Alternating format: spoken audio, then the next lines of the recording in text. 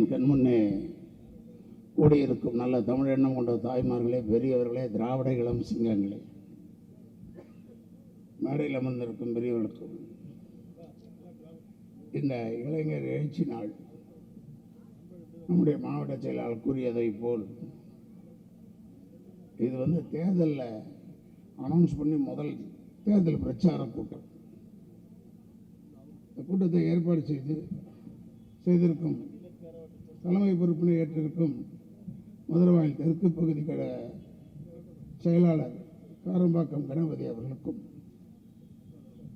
வரவேற்புரை நிகழ்த்திய அன்பு சகோதரர் பால்பாண்டியன் அவர்களுக்கும், செல்வராஜ், ரமேஷ்ராஜ், கமலநாதன், அருணாசலம், கமலக்கண்ணன், மதியழகன், சத்தியமூர்த்தி, ராமலிங்கம், ரவி ராஜ் அவர்களுக்கு என்னுடைய வணக்கங்களை கூறி, எனக்கு முன்னால் உரையாற்றிய என்னுடைய அன்பு சகோதரர் தலைமை கழக பேச்சாளர் ஈரோடு இறைவன் அவர்களுக்கு என்னுடைய தனிப்பட்ட முறையில் வணக்கங்களை கூறி, ஏன்னா எங்கள் ஏரியாவில் அண்ணாரிவாளத்துக்கு பின்னாடி என் வீடு, காலையில் இவர் இதை தாண்டி தான் போகணும், என் வீடை தாண்டி தான். எப்போ போனாலும் வீட்டுக்குள்ளே ஒரு தடவை சொல்லிடுவார், அண்ணன் 14ஆம் தேதி கூட்டம்னா அதை சொல்லிட்டு போவார். 14 நாள் சொல்லியிருக்காரு எனக்கு. அப்படி அந்த பொறுப்போடு இருக்கக்கூடிய ஈரோடு இறைவன் அவர்களுக்கு, மேலும் என்னுடைய அன்பு சகோதரர், நான்லாம் இன்னைக்கு ஒரு உயிரோடு இருக்கிறேன்னா அதுக்கு ஒரு காரணமாக இருக்கக்கூடியவர் நம்ம சென்னை மேற்கு மாவட்ட கழக செயலாளர் நம்முடைய நாயகன் அன்பழகன், சகோதரர் அன்பழகனுடைய அப்பா அவர்கள். சரி சரிம்மா, சரிம்மா, வாங்கம்மா, விடுங்க, பேச விடுங்க. அன்பழகன் அவங்க அப்பா தான் என்னை கரூர் வரைக்கும் கூப்பிட்டு போனார். அப்போ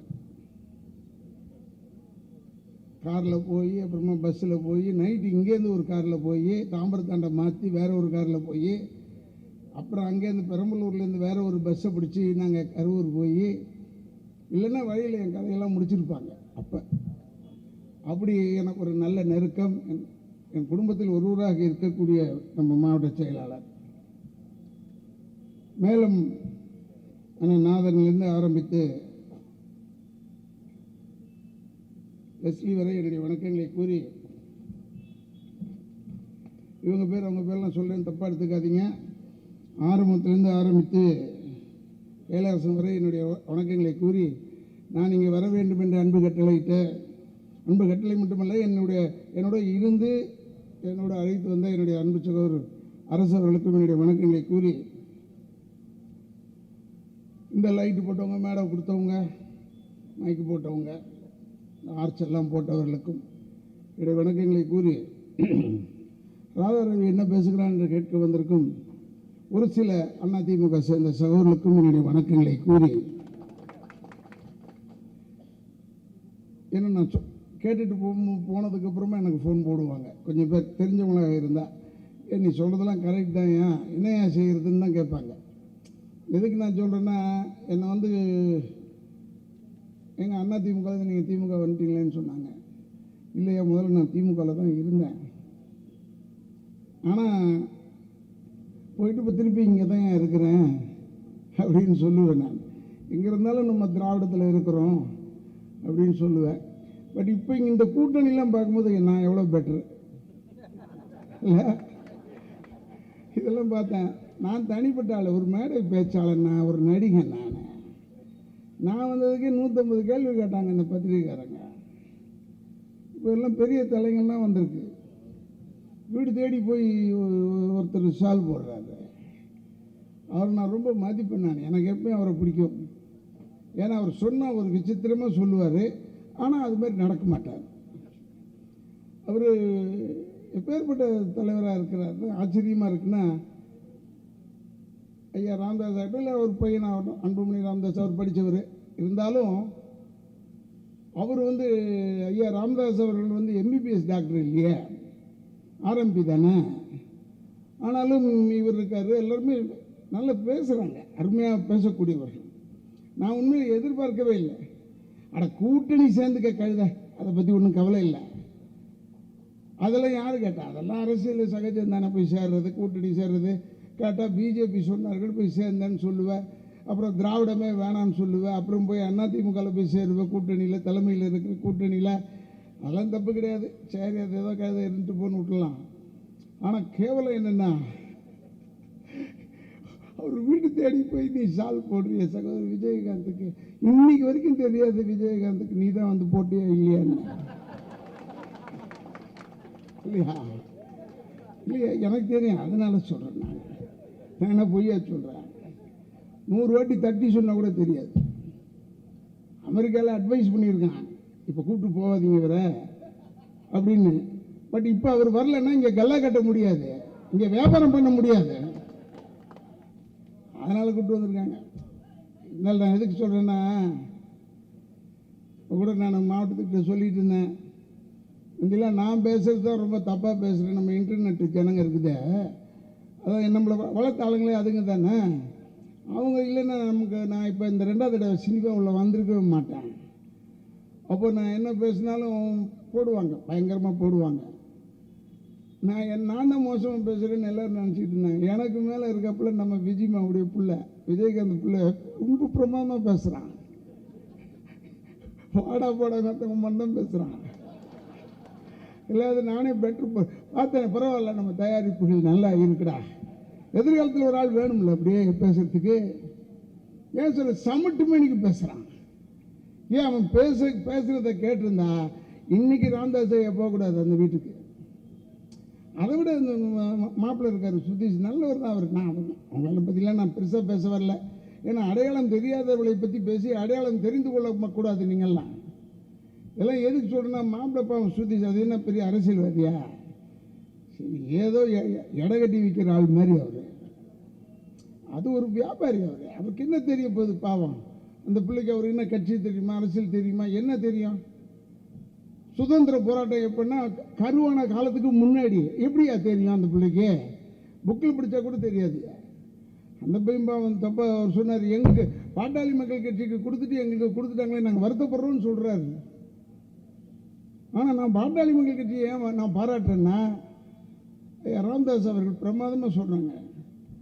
யார் தம்பி சகோதரர் அன்புமணி ராமதாஸ் சொன்னார், இவங்க 2 பேரும் மானங்கட்ட பயிலுங்கய்யா. எனக்கு பயங்கர கோபம் வந்துடுச்சு. சே, என்னடா எடப்பாடி என்னையும் ஓபிஎஸ் என்னையும் இப்படி மானங்கட்ட பையன்னு சொல்கிறாரு என்ன. அது இப்போ ப்ரூவ் ஆகிடுச்சு. இல்லை, அவர் சொன்னது உண்மை தானே, நான் சொல்லலை, அவர் சொன்னார். 2 பேர்களும் மானங்கட்ட பயிலுங்க என்ன சேர்ந்துட்டு இப்போ அவர் தோட்டத்தில் போய் இவங்க சாப்பிட்றாங்கல்ல. அப்போ என்ன, அவர் சொன்னது தானே கரெக்டு, அதை நான் ஒத்துக்கிட்டேன். இன்னொன்று நல்ல விஷயம் நமக்கு செஞ்சுருக்காங்க. இந்த திராவிட கட்சிகளோட நாங்கள் கூட்டணியே கிடையாதுங்க. 200% எந்த திராவிட கட்சி அதிமுக திமுக எதுலையுமே சேர மாட்டாங்க. ஆனால் இப்போ அதிமுகவில் போய் அவர் சேர்ந்ததுனால திமுக மட்டுமே தான் திராவிட கட்சி என்பதை நிரூபிச்சிருக்காங்க. அவங்க சொல்லியிருக்காங்க. ஏன் நான் சொல்லலை, இதை நான் சொல்லணும்னு அவசியம் இல்லை. ஏன் நான் சொல்கிறேன்னா, இங்கே மக்கள் காப்பாற்றப்படணும்னா ஒரே சின்னமாக இருக்கக்கூடிய, ஏன் எல்லாரையுமே ஒரே சின்னத்தில் நில்லுங்கன்னு சொல்கிறாங்க? ஜனங்களுக்கு தெரிஞ்ச ஒரே சின்னம் உதயசூரியன் மட்டும்தான். அதுக்காக சொல்கிறேன், நம்ம கூட்டணி கட்சியில் தப்பாக சொல்லலை. எங்ககிட்ட கிங்கா இருந்தாரியா அண்ணன் வைகோக்கு ஒரு சீட்டு தான். இங்கே முடியலையாடா, டிராஃபிக் ஜாமாக இருக்கு. இங்கே அங்கே கடைசி வரைக்கும் 2 பேர் இருக்காங்க ரெடியா. நாளைக்கு முடிவு தெரியும், நாளான்னைக்கு முடிவு தெரியும்னு 4 1 பிச்சு கிச்சு கொடுத்து. எங்கள் அண்ணன் எவ்வளோ பெரிய ஆள் அவர் ஐயா மூப்பனார் அவருடைய மகன், எனக்கு ரொம்ப பிடிக்கும் அவரை. அவருக்கு ஒரு சீட்டு கொடுத்துருக்காங்க. தேவையில்லையா அப்படிலாம் நம்ம நின்று எலெக்ஷனில் நின்று என்ன செய்ய போகிறீங்க? எதுக்கு சொல்கிறேன்னா, நீங்கள் ஒன்று தெரிஞ்சு வச்சுங்க, அதிமுக கூட்டணி ஜெயிக்காதுன்னு பிஜேபின்னு ஒரு ஆள் இருக்காங்க, அது போதும் ஐயா. நம்ம பூரா தேர்தல் பிரச்சாரம் பெருசாக செலவு பண்ணியெல்லாம் தேவையே இல்லை. அங்கே பிஜேபி இருக்காங்க, தேராது. ஏன்னா பிஜேபி வர்றதுக்கு எப்படி இருந்தாலும் ஒரு 300 வருஷம் ஆகும் தானே சொல்லியிருக்கோம். அதெல்லாம் வரவே முடியாது. மோடி ஐயா 100 தடவை இங்கே மீட்டிங் பேசி வணக்கம் நன்றி சொன்னா கூட நீ தேர முடியாது. ஏன் சொல்றேன்னா, செய்யறது பூரா செஞ்சு விட்டு கடைசி சீன்ல மன்னிப்பு இந்த வில்லன் நாங்களாம் இருக்கோம், எல்லாம் கெடுத்து விடுவோம், எல்லாம் செய்வோம் பொள்ளாச்சி மாதிரி. புரியுதா?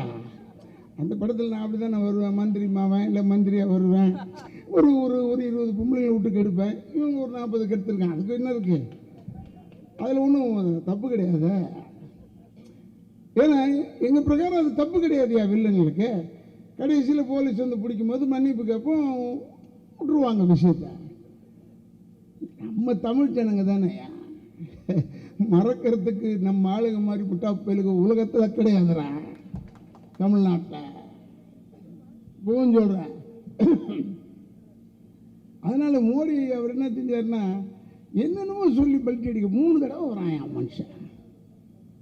நீ எப்பவுமே டாக்டர் கேட்பாரு, நான் சுகர் பேஷண்ட், எனக்கு வந்து வயசு 66 ஆச்சு, எனக்கு சுகர் இருக்குது. அப்போ சொன்னாங்க, என்னங்க உங்களுக்கு சுகரானா? ஆமாங்க, எங்கள் அப்பா வந்து சுகர் ஃபேக்ட்ரி, எங்கள் அம்மா சுகர் இண்டஸ்ட்ரி, எனக்கு வராமல் வேறு எவனுக்குடா வரும்னு கேட்பேன். அது என்ன இருக்குது கேட்குது சுகர், அது பாட்டு ஒரு வாரத்தில் இருக்க போகுது. அப்போ என்ன கேட்பார் டாக்டர், ராத்திரி எத்தனை தடவை உனக்கு போகிறேன்னு? நான் சொன்னேன், ஒரு 3 தடவை போவேன். அப்போ கொஞ்சம் அதிகமாக இருக்குது, அதை கண்ட்ரோல் பண்ணணும். அப்போ வியாதி இருந்தால் 3 தடவை ராத்திரி போவோம், வியாதி இல்லைன்னா ஒரு தடவை போகலாம் நடுவில். அது மாதிரி தான் ஐயா மோடி அவர்கள் கஜா புயலுக்கு வரலையா, செத்தாங்க, 100 கணக்கில் செத்தான், குடும்பங்கள் ரோட்டில் நின்றுச்சு, அதுக்கு வரல ஒரு பிரதமர். எவ்வளோ விஷயத்துக்கு வரல, துப்பாக்கி சூடு நடந்தது, ஏன் என்னன்னு கேட்கறதுக்கு கூட வரல. ஆனால் அப்போ ஆரோக்கியமாக இருந்தார் வந்த புதுசில், அதனால் ஒரு தடவை போயிட்டு வந்தார் ஒன்றுக்கு. இப்போ சுகர் ஏறுது, 3 வியாதி ஏறுது, 3 தடவை வர்றாரு தமிழ்நாட்டுக்கு, ஒன்று கிடைக்குது, 3 தடவை வராயா மனுஷன். இன்னும் எத்தனை தடவை வர போகிறாரோ தெரியாது.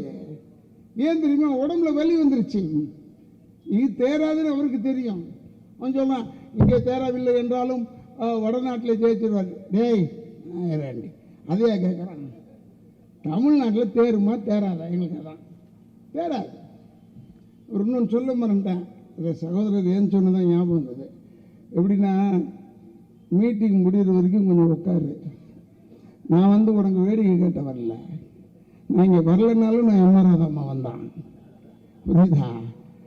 இப்போ அன்பழகெல்லாம் வேலையை விட்டு இப்படி வந்து உட்காந்துருக்காருன்னு யாருக்கு ஒன்றும் இல்லை, நீ நல்லா இருக்கணுன்றதுக்காக கட்டுறதுக்கு வந்திருக்கோம், புரியுதா? உனக்கு ஏதோ ஒரு 10 நிமிஷத்தில் நான் பேசுகிறது புரிஞ்சுதுன்னா இப்போவே ஏஞ்சி போயிடு. நான் பேசிக்கிட்டு இருக்கும்போது நடுவில் போனேன்னு வச்சுக்கேன், அப்போ நான் முட்டாள் ஆகிடுவேன். நம்ம இவ்வளோ நேரம் பேசுகிறோம், எனக்கு உடனே புரிஞ்சு போச்சாடான்னு திட்டுவேன். நான் ரொம்ப நல்லவன் இல்லை, என்னை பார்க்குறதுக்கு தான் ரொம்ப நல்லவன் மாதிரி தெரியுவேன், தோற்றம் கொடுப்பேன், வணக்கம் சொல்லுவேன், எல்லாருக்கும் நல்லா அன்பாக இருப்பேன். எனக்கு வந்து இப்போ யாராவது செல்ஃபி எடுத்துட்டா கேமரா தட்டி விட மாட்டேன், திருப்பி வாங்கி தர மாட்டேன், அது வேறு விஷயம். ஆனால் நான் ரொம்ப நல்லவன், ரொம்ப கெட்டவன், அதுக்காக சொல்கிறேன். நீ நம்ம கட்சிக்காரனா கூட இருக்கலாம், எனக்கு அதை பற்றி கவலை இல்லை. சும்மா அப்படியே நீ இப்போ ஏஞ்சி பண்ணணும், இப்போயே போய்டும். ஏன்னா உனக்கு வர்றது தான் எனக்கு வருது, நானும் போயிடுவேன். பெரிய வசதி என்னென்னா, உங்களுக்கு கிடைச்ச மாவட்ட செயலாளர் என்கிட்ட கண்டிஷன் போட்டிருக்காரு, 9:30 மணிக்கெலாம் முடிக்கணும் மீட்டிங்கு. இதை விட யாரையா வசதி கிடைக்கும்? நான் உண்மையிலே சந்தோஷப்பட்டேன். பாடா, இந்த முடிகிற நேரத்தில் ஓட வேணாம் கடைக்கு, இல்லையா? அதனால சொல்கிறேன், உனக்கு யாருக்காவது அந்த மாதிரி ஒரு எண்ணம் இருந்தால் ஒன்றை மாதிரி தான் நானும் அமைதியாக கேளு. ஏன்னா நான் எதுக்கு இந்த பயந்துக்கு இதெல்லாம் வந்தவனே கிடையாது. ஏன் நான் சொல்கிறேன்னா, நீங்கள் நல்லா வரணுமையா. நம்முடைய தளபதியார் முதல்வராக வந்தால் தாண்டா நாடு தப்பிக்கும். அவன் சொல்கிறான், அவங்க அப்பா மாதிரி இது இல்லைங்க, அவங்க அக்கா என்னமோ அவங்க அப்பாவோட போய் படுத்துட்டு வந்த மாதிரி பேசுகிறான். எல்லாம் அப்படி தான் இருக்காரு. அவருக்கும் அவங்க அப்பாவுக்கும் அவருக்கும் 30 வருஷம் வித்தியாசம் இருக்கு இல்லையா? அதை நீ யோசிக்க வேணாமா? 30 வருஷம் கேப் இருக்குடா, அதுக்காக சொல்கிறேன். உடனே சும்மா அவங்க அப்பா இருந்தா, டேய் அவங்க அப்பாவெல்லாம் எடப்பாடிக்கு ஓ பண்ணி சொல்றது தெரியவே தெரியாதுடா, சத்தியமாக சொல்கிறேன். அவங்க அப்பாக்களும் தெரிஞ்சவங்களும் யார்? அவங்க கூடவே இருந்து வளர்ந்தவர் தானடா புரட்சி தலைவர்லாம். ஏன் நான் சொல்கிறேன்னா, அவரெல்லாம் இழுக்காது, அவர்கள் இழுக்கிறதுக்கு தகுதியே கிடையாது உனக்கெல்லாம், அதுக்காக சொல்கிறேன். உடனே நம்ம தளபதியாரை பற்றி அவர் வந்து சரியாக பேசணும், நீ மட்டும் நான் கிழிச்சிட்டியா? ஏடா, கம்பராமாயணம் எழுதுனது சேக்கிலார்னு சொன்ன பயர்கள் தானே நீங்கள்? நம்மளாவது திருத்திக்க பார்க்குறோம். நீ வந்து எங்கே திருத்துற? உங்களுக்கு எதுக்காக சொல்கிறேன்னா, உங்களுக்கு எது யோகிதை இல்லாத ஆளுங்க. ஒரே யோகிதை உள்ளவர்னா 50 வருஷம் சர்வீஸோடு இருக்கிற ஒரு ஆள்ற அரசியல்ல நம்ம தளபதியார் அவர்கள் 50 வருஷம் சர்வீஸில் இருக்கிறாரு. அந்த சர்வீஸுக்கு எவனாவது ஈக்குவலாக சொல்கிறான். முதல்ல நான் பார்த்து வந்தவர் அண்ணன் ஓபிஎஸ், நான் பார்த்து வந்தவர். நானே அப்படி அப்பெல்லாம் நான் பார்க்காம இருந்தாலும் அண்ணன் எடப்பாடி அண்ணன் நல்ல மனுஷன். அவர் யார் இருந்தாலும் முதலமைச்சர் பதவி விட்டு எப்படியா போவாங்க? அதில் அவருக்கு கிடைக்காத ஒன்று கிடைச்சிருக்கு. சரி ரைட்டு இருந்துட்டு போட்டுமேன்னு பார்த்தா அவரே தொல்லை பண்ணிக்கிறார். அதிமுக தலைமையில் தான் கூட்டணின்னு சொல்கிறாங்க. பிஜேபி சொல்லியிருக்காங்க. எதுக்குன்னா 15 கேஸ் முடியணும்னா நீ எல்லாரையும் சேர்த்துக்க. விட்டவன் கொண்டவன் ஓடி போனவன் நிற்கிறவன் நிற்காதவன் 1% ஓட்டு இருக்கா சேர்றா அவனன்னு சொல்லிட்டாங்க. அவங்க சேர்த்துருக்கிறது எதுக்குன்னா மெகா கூட்டணின்னு சொல்கிறாங்க. அவங்க சேர்த்துருக்கிறது எதுக்குடா? அந்த காரில் கண்ணாடி பசங்க நிறைய கொடியாக போடுறதுக்கு. அந்த காருக்கு முன்னாடி பத்த ஏகப்பட்ட கொடி இருக்கணுமா? அவ்வளோ பேர் இருக்காங்களாம். நீங்கள் மொத்தமாக சேர்த்தா கூட உருப்பிட முடியாதுடா. நாங்கள் சொல்லுவோம். முந்தி டைரக்டர் சுந்தரராஜன் சொல்லுவார், ஏன் விஜய் அப்படி கேட்பார் நம்ம விஜயகாந்தை. ஏன் விஜயகாந்த் நல்லவன், அவனை நான் தப்பாகவோ எதுவும் பேச வர மாட்டேன். என்னுடைய நல்ல நண்பன், அவரை பேச வரல. ஆனால் சொல்லுவார், ஏன் விஜய் உங்கள் காம்பவுண்டுக்குள்ளே மொத்தமாக ஒரு எல்லாரையும் ஒன்றா சேர்த்தா ஒரு 3.5 கிளாஸ் படிச்சிருப்பீங்களான்னு கேட்பார். எனக்கு கணக்கே புரியல. ஏங்க மொத்தம் ஒரு 20-30 பேர் இருக்காங்க, எல்லாரையும் சேர்த்தா 3.5 கிளாஸ் தான் படிப்பாங்க எப்படி சொல்கிறேன்? ஆளாளுக்கு 1 மாதம் 1.5 மாதம் அப்படி கணக்கு சேர்த்தா மொத்தமாக 3.5 வருஷம் தான்டா வரும் படிப்பு. அது மாதிரி சொல்லுவார். அது மாதிரி இப்போ எடப்பாடினா 150 பேரை சேர்த்துக்க, எங்கள் மெகா கூட்டணி வருதுன்னு சொல்லிட்டு நீங்களே ஜெயிச்சு பாருங்க. நான் என்ன சொல்கிறேன்னா, தமிழ் மக்களுக்கு உதயசூரியனுக்கு வாக்களிக்க சொல்கிறேன். 40 சீட்டில் ஜெயிச்சு இவங்க போய் என்ன செய்ய முடியாங்க? மோடி வந்துருவார்னு சொல்லாத. நம்மளுடைய ராகுல் அவர்கள் தான் பிரதமர்னு எங்களுடைய தளபதியார் சொல்லியிருக்கார். ராகுல மாற்றம் இருக்க போது எல்லாரும் கங்கணம் கட்டி நிற்கிறான். உனக்கு ஜாக்கிரதை. 15 லட்சம் ரூபாய் கொடுக்குறேன்னு சொன்னான். நான் நம்பிட்டு இருந்தேன்.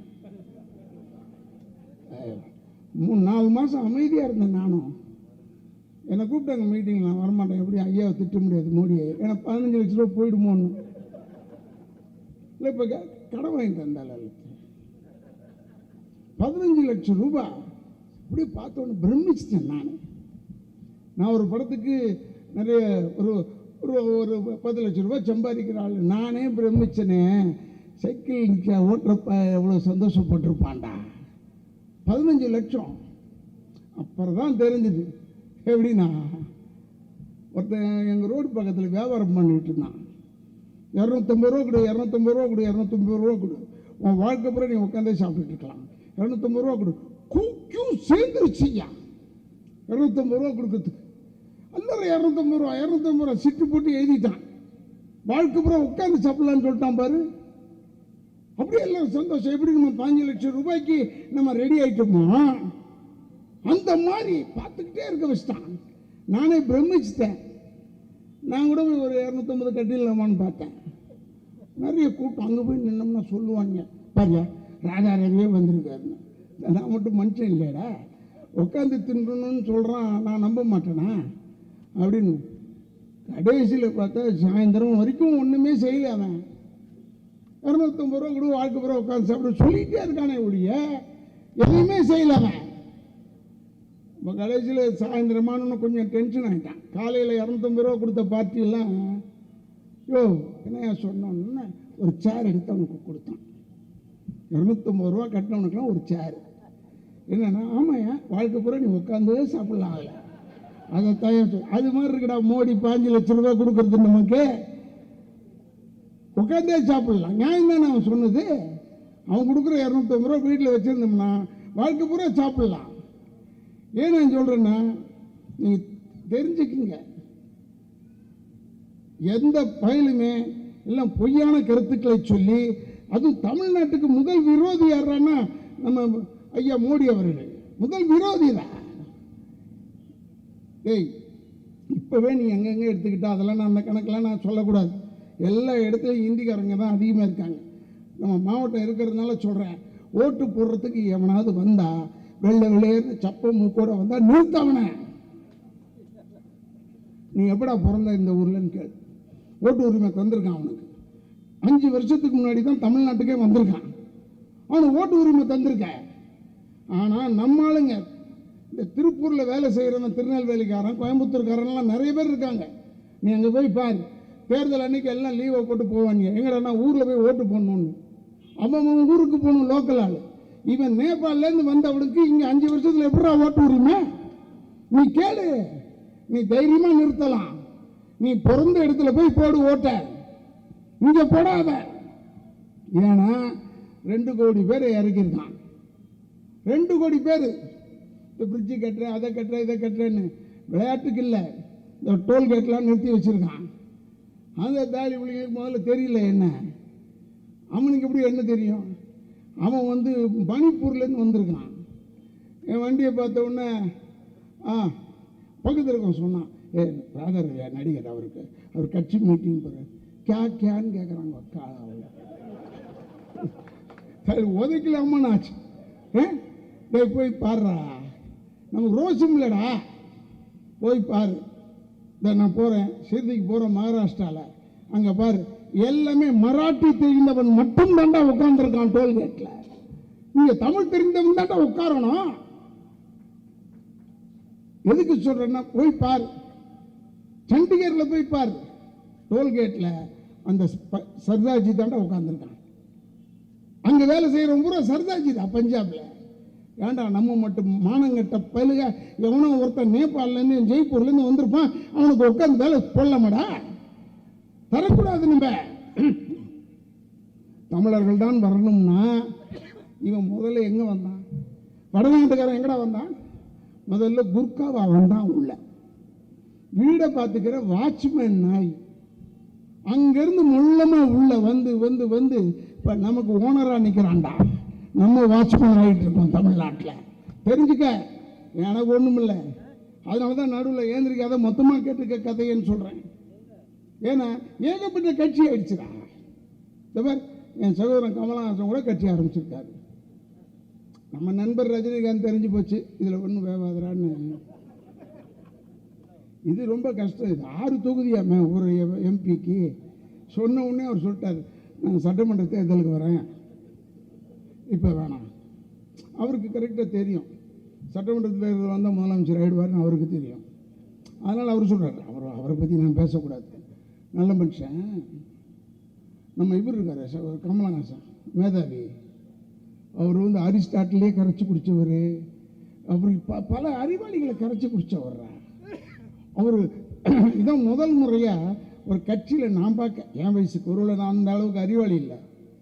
இந்த தேர்தல் நிற்கிறதுக்கு உங்களுக்கு ஃபார்ம் தர்றது தலைமை கழகத்திலையும் தரப்படும், பொள்ளாச்சியிலையும் தரப்படும். என்னடா இது ஆச்சரியமாச்சு, 2 இடத்துல தராங்கடா. அது அவர் தர்றது நேராகவும் தர மாட்டாரு. இப்படி பார்த்துட்டு அப்புறம் எப்படி அது சரி சரி சரி நீங்கள் வாங்கிக்கிங்க கொடுத்துக்கிட்டே இருக்காருடா. எவ்வளோ பேர் நிற்கிறாங்க. அவர் சொல்லியிருக்காரு, எம்பியில் 40 தொகுதியிலையும் நிற்போம். அவர் சாயம் வெளுத்துறோம், அதெல்லாம் எனக்கு தெரியும். ஏன்டா யாருமே சேர தயாராக இல்லை. அவர் சொல்கிறாரு, திமுக என்பது, ஏன் நீங்கள் திமுக சேர மாட்டீங்க? திமுக என்பது ஊழல் மூட்டை, நான் சேர தயாராக இல்லை. ரொம்ப அழகாக சொல்கிறான்டா. இப்போதான் நான் நினச்சிக்கிட்டேன், என்ன அறிவாளி பாரு.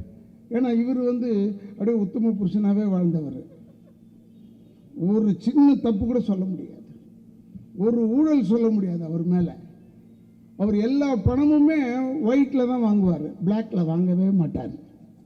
அது ஊழல் செய்யாதது. சும்மா நம்பி வந்த 4 பேரையே துரத்தி விட்டார். சரி, அதை விட அதை அப்புறமா பார்த்துக்கலாம். நான் எதுக்கு சொல்கிறேன்னா, பேசுறது யோகிதை இல்லாதவெல்லாம் பேசுகிறான்டா. நான் சகோதரர் கமலஹாசன் நல்ல நடிகன், அதை நான் ஒத்துக்கிறேன். அதில் நான் தப்பு சொல்ல மாட்டேன். நான் நடிகர் திலகத்துக்கு பிறகு நான் ரொம்ப பாராட்டுற ஒரு அற்புதமான நடிகர்னா கமலஹாசன் தான். நான் சினிமாக்காரப்பேன், அதனால தான் சொல்கிறேன். அவர் ஒரு கட்சி ஆரம்பிச்சுக்கிட்டார். அதில் ஒரு சின்னம், அதில் 3 கை வெளியே தெரியுது, 3 கை உள்ளே போயிடுச்சு. சரி, அதை விட நமக்கே அதெல்லாம் சொன்னால் ஏதோ தப்பாக சொல்கிறேன்னு சொல்லுவாங்க. இல்லை உள்ளன்னா இந்த கைக்கு உள்ளே போயிடுச்சு, அதுக்காக சொல்கிறேன். அவர் ஒரு கட்சி, ஆளாளுக்கு ஒரு கட்சி தான். இன்னைக்கு காலையில் கூட ஒருத்தவங்க ஃபோன் பண்ணாங்க. என்னன்னு கேட்டேன், சரத்குமார் சார் நம்பர் தெரியுமான்னு. ஏங்கன்னு கேட்டேன். இல்லை நாங்கள் கூட்டணி வைக்க வரோம்.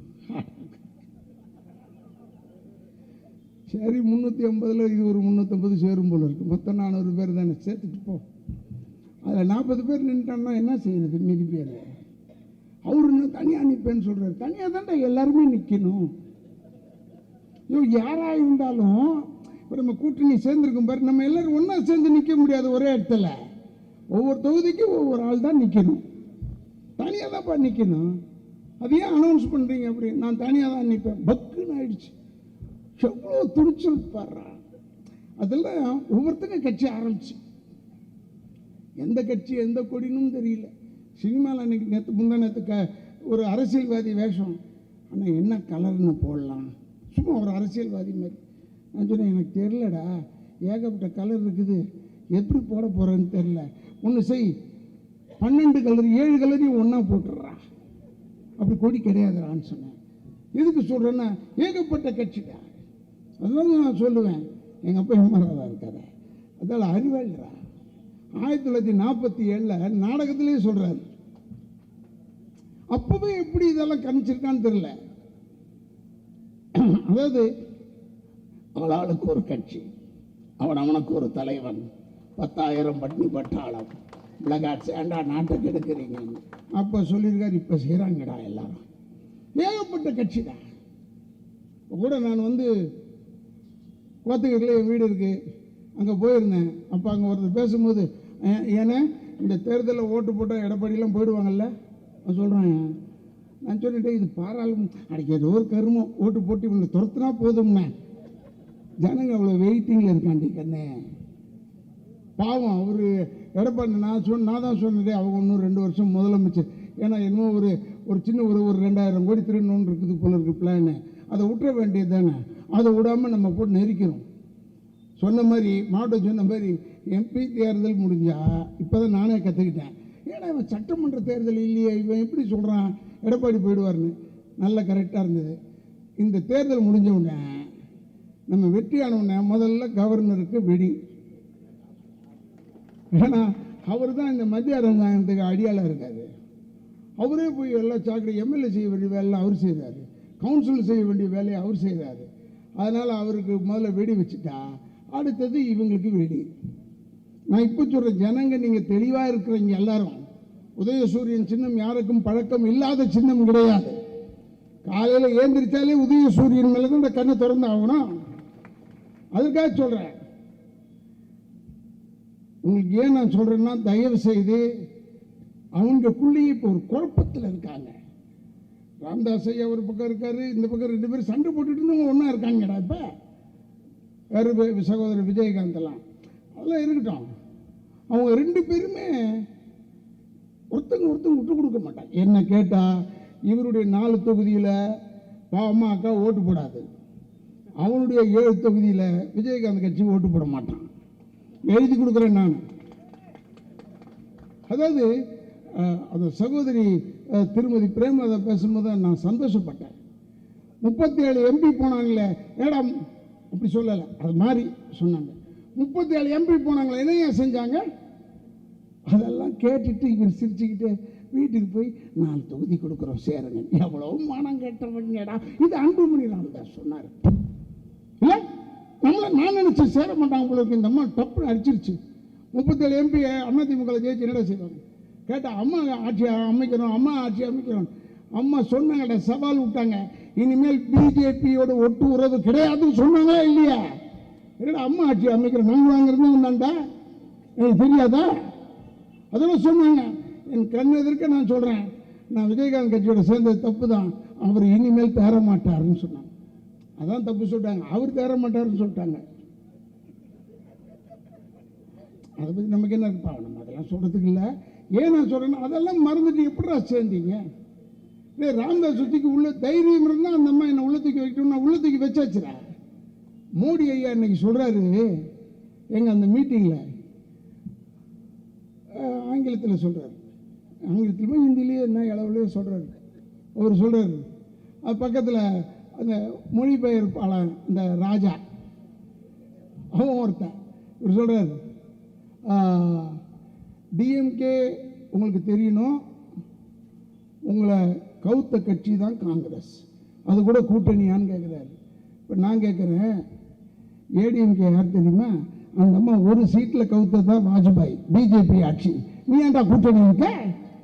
ஏடா உங்களுக்கு தித்திக்கலாம், எங்களுக்கு தித்திக்க கூடாதா? என்னடா கதை விடுறீங்க? ஏடா சத்தியசீலங்க மாதிரி பேசுகிறேன்.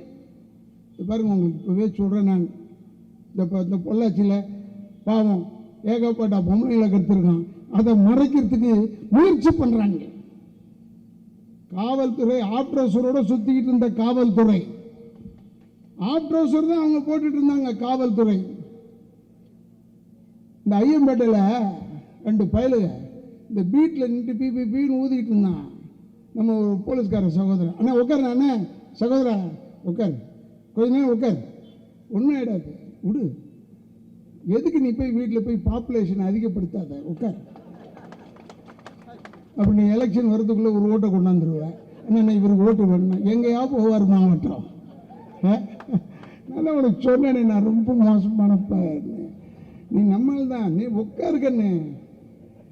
இந்த மாதிரி ஆளெல்லாம் உங்களெல்லாம் வந்து இந்த தேர்தல் பணிக்குழுன்னு போட்டாங்கன்னா 1 மணி நேரம் உட்காருவீங்க, உள்ள இடுப்பு வலிக்கும், ஏந்திரிப்ப மாற்றி குத்திட்டு போயிடுவான் அவன்.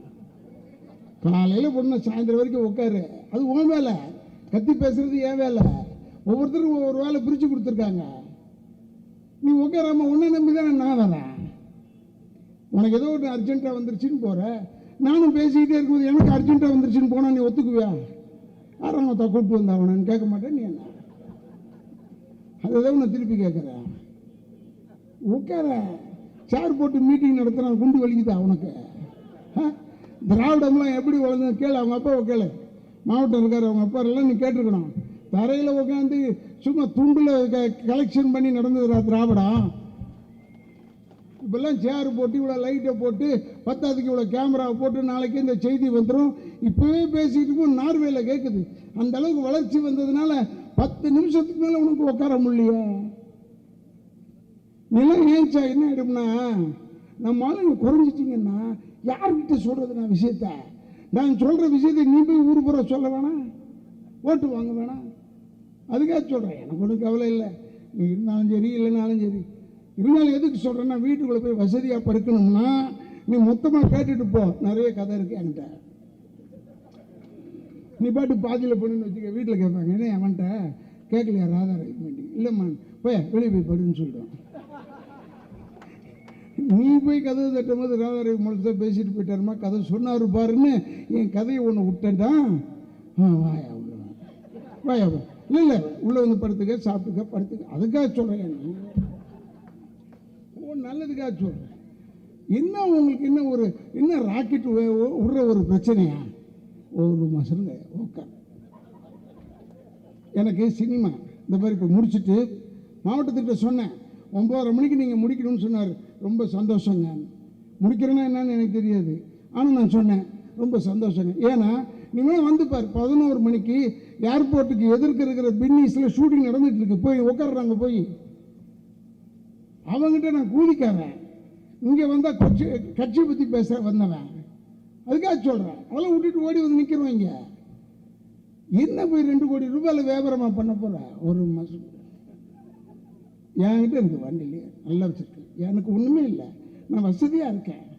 நான் கத்துறது பூரா எனக்கு நீ ஓட்டு போட்டாலும் சரி போடலனாலும் சரி, நான் வசதியாக இருப்பேன். சினிமா ஜனங்களை ஏமாற்றிக்கிட்டே இருப்பேன். அங்கே பொம்பளை கெடுக்கிற மாதிரி கெடுப்பேன், நீ கத்துக்கிற மாதிரி கத்திக்கிட்டே தான் இருப்பேன். எனக்கு ஒன்றும் உன்னை ஏமாத்திருக்கேன். இதை பார்த்து ஏமாறாதன்னு சொல்றதுக்காக சொல்றேன். அதுக்காக சொல்றேன். அரசியல் கரைச்சி குடிச்ச குடும்பம்டா கலைஞர் குடும்பம். அவர் முதலமைச்சராக வந்தால் கரெக்டாக இருக்கும். அவர் நம்ம தளபதியார் வந்தார்னா அவருக்கு தெரியும் எது எது என்ன. ஏன்னா லோக்கல் அட்மினிஸ்ட்ரேஷன் மினிஸ்டராக இருந்திருக்காரு, மேயராக இருந்திருக்காரு, எல்லா பதவியிலும் இருந்திருக்காரா. அவர் கலைஞர் மகன் ஒன்று பிறந்தவொன்னே தலைவராக வரல, 50 வருஷம் அடிபட்டு வந்தபடி தான். அன்னைக்கு அவர் பேசும்போது பார்த்தா கன்றாவே போச்சு. கலைஞர் டிவியில் இந்த மிசாலை உள்ளே வச்சு எப்படி கொடுமை பண்ணாங்கன்னு சொல்லும் போது நமக்கு அப்படியே கவலையாக இருந்ததுடா. எதுக்குடா அவ்வளோ வசதியாக இருக்கிறவன் நீ ஏன் வருத்தப்படணும், ஜாலியாக இரு. ஆனாப்பட்ட டீ கடையிலேருந்து வந்தவங்களாம் எவ்வளோ வசதியாக இருக்காங்க. இல்லை இல்லை, நான் யாரை சொல்கிறேன்னு நீ நினைக்கிறேன்? ரெண்டு இருக்கு, யாரை சொல்கிறேன் அதை சொல்லு. ஏன்னா இல்லை இல்லை, ஸ்டேட்டில் ஒன்று இருக்குது, சென்ட்ரலில் ஒன்று இருக்குது, அதுக்காக சொல்கிறேன். போய் பாரு, யார் போனாலும் அப்பாயின்மெண்ட் கொடுக்க மாட்டேறாரு முதலமைச்சர், இது பிரதம மந்திரி. ஆனால் ஓபிஎஸ்னு போனால் உடனே கொடுக்குறாரு. ஏன்? ஒரே ஜாதிகாரங்க உட்காந்து அவங்க வேறு ஒன்றும் பேச போகிறதில்ல. டாக்டர் பிரச்சனையை பற்றி கவலையே இல்லை. காவேரி தண்ணி தமிழ்நாட்டுக்கு வந்தால் என்ன, வரலன்னா என்ன, நீ கார்பன் அந்த திட்டத்தை கொண்டாந்தா என்ன, கொண்டாடலன்னா என்ன, ஸ்டெர்லைட்டில் செத்தா என்ன, சாவலன்னா என்ன, அந்த புயலில் வந்து கடலூரில் செத்தா என்ன, உயிரோட இருந்தால் என்ன, அதை பற்றிலாம் இல்லை. அவங்க ரெண்டு பேரும் உட்காந்துக்கிட்டு அப்புறம் உங்கள் ஊரில் எப்படி எடை கட்டி விற்பீங்களா இல்லை எடை கட்டாமல் கொடுப்பீங்களா? நாங்கள்லாம் வந்து 4 ஆற்றுக்கு தூள் மாற்றுவோம், நீங்கள் எப்படி தூள் மாற்றுவீங்க உங்கள் ஊரில்? இதை பற்றி தானடா பேசியிருப்பீங்க. என்ன நாட்டு பிரச்சனை உங்களுக்கு? அதுக்காக சொல்கிறேன், நீங்கள் தயவுசெய்து சொல்லுங்கள், பாதங்களை தொட்டு கேட்டுக்கிறேன். இது ஒரு நல்ல வாய்ப்பு. இது ஏன்னா 5 வருஷத்துக்கு ஒரு வாட்டி மாறி தானே ஆகணும், வந்து தானே ஆகணும் தேர்தல். இது உங்களுக்கு கொடுத்த வாய்ப்பு. படித்தவன் படிக்காதவன் விவசாயி யாராக இருந்தாலும் சரி, வியாபாரியிலேருந்து சொல்கிறேன், எல்லாரும் ஒரே தம்மன் உதயசூரியனில் போடு. 40க்கு 40 நம்ம தான். நான் கூட முதல்ல சொல்லிக்கிட்டு இருந்தேன், 40ல் எப்படி ஒரு 35 வந்துருமா சொன்னேன். ஏன் நம்ம 35 சொல்லலாம்? அதுக்காக நாடு நமது, நம்ம ஊர்ல இது, நம்ம மொழி தெரிஞ்சவன் தானே இங்கே உட்காந்துருக்கேன். ஏன் நம்ம தானே 40க்கு 40ன்னு சொல்ல கற்றுக்கிட்டேன். ஏன் நான் சொல்கிறேன், விளையாட்டுக்கு இல்லை. இப்போ தமிழ் செய்யுமா சொல்லுது, அந்த சகோதரி சொல்கிறாங்க, ஏன் இந்தியை கொண்டாந்தா என்ன? நான் இப்போ கூட சொல்கிறேன், வேணாம், நான் இந்தியை கொண்டா ஏதாவது செய். ஆனால் நீ தேர்தலில் இந்தியில் பேசி தான் ஓட்டு கேட்கணும். இந்த தொகுதியிலெல்லாம் நீ ஹிந்தி தான் பேசணும், நீ தமிழில் பேசவே கூடாது. நீ ஹிந்தியில் பேசி எது புரிஞ்சுதோ அதை புரிஞ்சவனுக்கு ஓட்டு போடுவான், வாங்கிட்டு போ. ஏற்கனவே நீ 1200 டெபிசிட்டில் இருக்க, கீழே போயிட்ட. வேணான்னு சொல்கிறவனுக்கு உனக்கு சம்மந்தமே இல்லை. நோட்டால் குத்துறவனே அதிகமாக குத்திருக்கான் உன்னை விட. தேசிய கட்சி பேர் உடனே நீ செஞ்ச அது செஞ்சது, முதல்ல ஒன்றுத்தோட அப்புறம் என்கிட்ட வா. நான் சொன்னேன், எதுக்கு சொல்கிறேன்னா, தயவுசெய்து நீங்கள் நினச்சிங்கன்னா உங்கள் கையில் தான் இருக்குது. என்ன ஒன்று ஓட்டு போடும்போது அமுத்துறோம்னா லைட் எரிதா பாரு, நம்மதில் விட்டுட்டு வந்தேன், அது வேற எங்கேயோ எழுதுன்னு சொல்லலாம். நடந்திருக்கு, நான் சொல்லலை. இந்த சப்பு மூக்குக்காரன் மணிப்பூர், ஜெய்ப்பூர், நேபாள் அங்கே எங்கேருந்து வந்தவனை பிடி வந்தான்னா அது ஒன்று. ரெண்டாவது, இதுக்காக ஒன்றும் இல்லை. இப்போ கூட வரும்போது சொன்னாங்க, பார்த்து பேசுங்க, ஏன்னா எது பேசுனாலும் கைது பண்ணுவேன்னு சொல்லிட்டாங்க. அடப்போட இங்கே இருக்கிறது பொருள் பெட்டராக இருக்குடா. உண்மையில சொல்கிறேன், இங்கே பார்க்கறதுக்கு கச்ச கச்ச கச்ச கச்ச கச்ச அட்மினிஸ்ட்ரேஷனே இல்லைடா. அந்த நாட்டில் அட்மினிஸ்ட்ரேஷன் இல்லைடா. போலீஸ் சொல்கிறாரு, ஒருத்தர் காவலுக்கு நிற்கிறவர் சொல்கிறாரு, ரவி சார் கொஞ்சம் வண்டி எடுத்துங்க சார். ஏர்போர்ட்டில் முந்தானத்து ஹைதராபாத் போகும்போது ஏங்கன்னு கேட்டேன். எடப்பாடி வர்றாரு சார். ஏன் எடப்பாடி முதலமைச்சர்னு சொல்ல மாட்டியா? நான் கேட்டேன். என்ன எடப்பாடி தாஸ் விடுங்க சார் அப்படி சொல்லுவார். போலீஸில் நம்மளுக்கு நிறைய பேர் இருக்காங்கல்ல, நல்லவங்க தான் போலீஸ். அதனால தானே நீங்கள் வந்து ஆஃப் ட்ரௌசரை போட்டிருந்தீங்க. ஐயம்பேட்டை சொன்னனே, விட்டுட்டேன்னு நினைக்காத. சின்ன பசங்க 2 பேர் டப்புன்னு வந்து இந்த கஞ்சி போட்டு வெறப்பாக இருக்கும் அந்த ட்ரௌசரு, அதில் அப்படி குனிஞ்சு பார்த்துட்டு போயிட்டான் ஒருத்தன். குனிஞ்சு பார்த்தோன்னே போலீஸில், ஏய் என்ன திமுற ஒன்று அப்படி இன்னும் குனிஞ்சு பார்த்து போகிற அண்ணா பையனை காணான்னு தேடிட்டு இருந்தேன்னு சொல்கிறான் அவன். அப்போ பையனை காணான்னு தேடிட்டு இருந்தேன்னா அவ்வளோ பெரிய ட்ரௌசர் அது, அவ்வளோ அசிங்கமான இருந்தவங்க, வெட்கப்பட்டுக்கிட்டு இருந்தவங்க போலீஸ்காரங்க. அதை அவர்கள் மானத்தை காக்க ஃபுல் பேண்ட் போடணும் சட்டம் கொண்டு வந்தது கலைஞர்ரா. அப்படி போலீஸ் தலை நிமிர்ந்து நின்னாங்கடா கலைஞர் இருக்கும்போது. பொள்ளாச்சியில் மானங்கட்ட தினமாயிடுச்சுடா. ட்ரௌசர் இல்லாமல் இருக்காங்கடா போலீஸ்காரங்க. செஞ்சவனை இல்லைன்னு சொல்றாங்க. போய் பாரு. எத்தியோப்பியால 2 பேர் 6 பேரை தான் கெடுத்திருக்கான். 2 பேர் 6 பேரை கெடுத்திருக்கான்னு நினைக்கிறேன். அவன் உறுப்பை டேபிளில் வச்சு ஒரே நட்டுன்னு போட்டான். முடிஞ்சது கதை. அது மாதிரி இல்லடா முடிக்கணும். போய் அவன்கிட்ட நீங்கள் அந்த பொண்ணு கம்ப்ளைண்ட் கொடுக்குற பொண்ணுக்கிட்ட போய் கேட்டால் சொல்லுமாடா உங்களை என்னென்ன செய்தார்கள்? துணியெல்லாம் நீக்கினார்களா? பிறகு வேற என்னென்ன செய்தார்கள்? எத்தனை பேசி இதெல்லாம் கேட்கலாமாயா? அது சொல்லணும்னு இவர்களுக்கு தெரியவில்லை, அதனால் இப்படி சொல்கிறார். எழுதுறான்டா ரிப்போர்ட். பேர் சொல்லி ஆளை காமிச்சு கூட இன்னும் ஆக்ஷன் எடுக்க யோசிக்கிறான்னா அப்பேற்பட்ட கேவலமான நாடுறா தமிழ்நாடு. No administration. புட்டிச்சு உள்ள போடு இம்மிடியட்டா. என்ன இவனுக்கு போயிட்டு ஒரு சலுகை இருப்பாரோ ஒரு சந்தேக கண்ணோடு பார்க்கிறோம். காவல்துறை சேர்ந்தவர்களுக்கு சொல்கிறேன், உங்களுக்கு தெரியும். இப்போ கூட நான் வரும்போது பல காவல்துறையினரெல்லாம் அங்கெல்லாம் பார்த்தேன். பார்த்துட்டு ஒரு வணக்கம் சொல்கிறதுக்கு முன்னாடியே ரவினே வணக்கம்னு சொன்னாங்க. அப்போயே தெரியும் நம்ம ஜெயிச்சிட்டோன்னு. அவங்க தான் நமக்கு ஜோசியக்காரங்க. அந்த நம்மளை பார்த்து சிரிச்சிட்டு அப்படி செஞ்சாங்க. டிக்கெட் வாங்கிட்டோம், கொடி ஏற்றிட்டோன்டான்னு அவங்க பார்த்துட்டு அப்படி திரும்பினாங்கன்னா நம்ம கடையில் இந்த ஏரியா நமக்கு இல்லை அப்படி தெரிஞ்சுக்கலாம். அதை காவல்துறை சேர்ந்தவங்களுக்கு தெரியும். திமுக தான் வெற்றி பெற போகுதுன்னு யாரும் சொல்லணும்னு அவசியமே இல்லை. திமுக தான் இந்த எம்பி தேர்தல் வெற்றி பெற போகுதுன்னு எல்லாருக்கும் தெரியும். அதனால சொல்கிறேன். இப்போ கூட பாவம் நம்ம சகோதரர் ஏசி சண்முகனனுக்கெல்லாம் அவர்களை போய் திருப்பி வேலூரில் நிற்க வச்சுருக்காங்க. நல்ல மனுஷன்தான், பணம் இருக்குது, வசதி இருக்குது, அதெல்லாம் கரெக்டு. நம்ம இவர் ஐசிறி கணேஷ் நிற்கிறாரா தேர்தலில்? புத்திசாலி, பணத்தை வச்சு படம் எடுக்கணும், அப்படி ஜாலியாக போயிட்டார். நீ அது மாதிரி போகாமல் நீ ஏன் இந்த தேர்தலில் இங்கே நிற்கிற? இல்லை வெத்தலைபா கடைக்கார மாதிரிலாம் இருக்கிறவங்களாம் வந்தால் ஏற்படுறான் நாடு. கொஞ்சமாவது ஜென்யூனிட்டி வேணாமா எல்லாருக்கும்? இப்போ நம்ம திருமாவளவனை எடுத்துக்கிட்டிங்கன்னா பார்த்தீங்கன்னா அவன் ஒரு போராளிடா, தெரியுதுடா. பார்த்தா திருமாவளவனை பார்த்தா தெரியலையா? போராட்டம் பண்ண ஒரு தகுதி உள்ளவன்டா. அண்ணன் வைகோ வந்தாருன்னா போராடக்கூடியவர், பேசக்கூடிய ஒரு தகுதி உள்ளவர்ரா. இது மாதிரி எல்லாரையும் நம்ம வச்சுருக்கோம். ஏன் நான் சொல்கிறேன்னா, தயவு செய்து தமிழ் மக்களாகிய நீங்கள் வீட்டில் போய் சொல்லி எல்லாரும் நம்ம நல்லா இருக்கணும்னா உதயசூரியன் தான் வெற்றி பெற வேண்டும், நம்ம தளபதியார் முதலமைச்சராக வர்றோம் அப்படின்னு நினைச்ச போடுங்க. இப்போ என்ன ஒன்று நான் சொன்னதை மனசில் வச்சுக்கங்க. 2 விஷயம். ஓட்டு போட்டுட்டு பார்த்துக்கிட்டே இரு, லைட் எரியுதான்னு. லைட் எரிஞ்சோன்னு வெளியே வா. அதெல்லாம் சும்மா சால்ஜாப் சொல்கிறாங்க.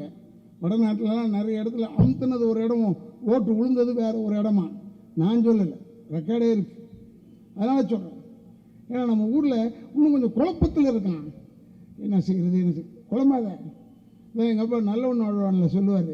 எம்ஜிஆர் எதிர்த்து இவர் தேர்தலில் நிற்பார், அவர் ஜெயிச்சிருவார், இவர் தோற்றுருவார். எம்ஜிஆர் ஜெயிச்சிருவார், எங்கள் அப்பா தோற்றுருவார்.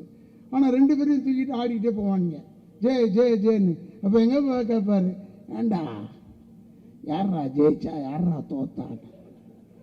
அவர் ஜெயிச்சுட்டாருங்க, நீங்கள் தோத்துட்டீங்க. அடப்பாவிகளா, ஏடா அவனையும் தூக்கிட்டு ஆடுறீங்க, என்னையும் தூக்கிட்டு ஆடுறீங்க, என்னடா நாட்டு மக்கள்?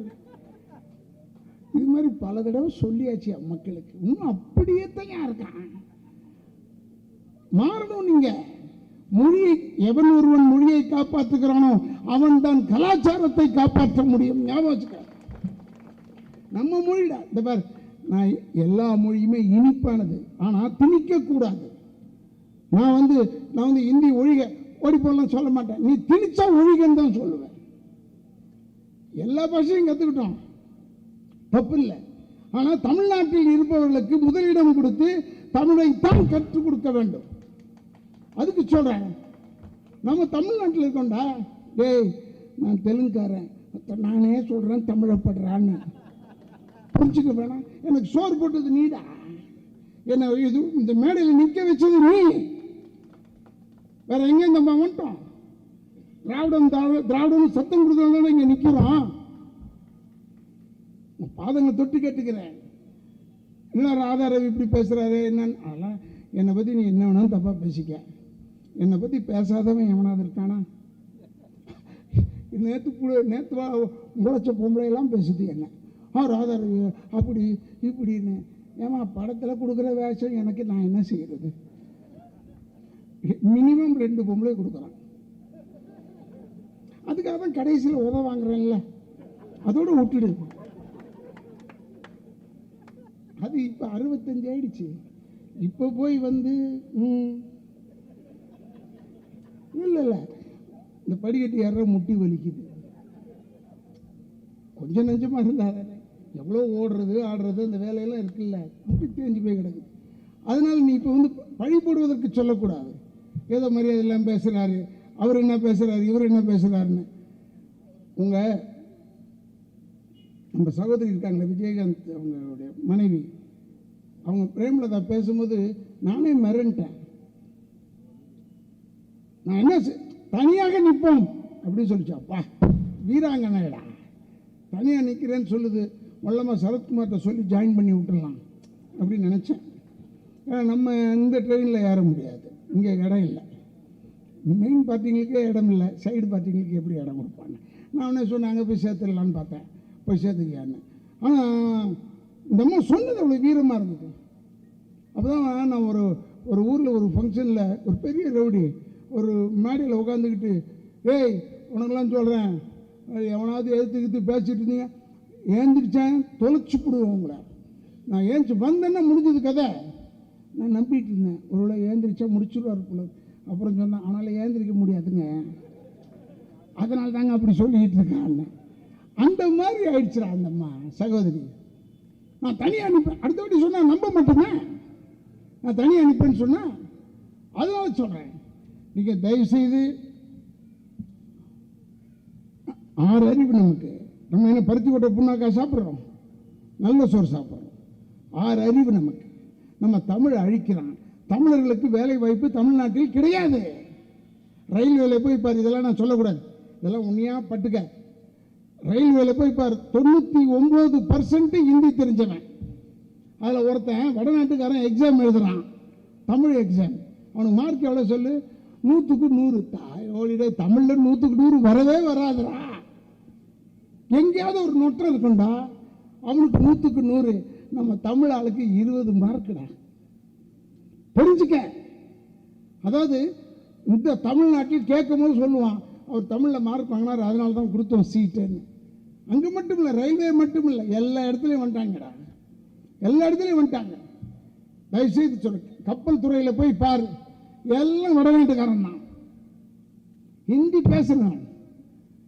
இந்த மாதிரி எனக்கு ஒன்றும் இல்லை, எதிர்காலம் உன் கையில் இருக்கு.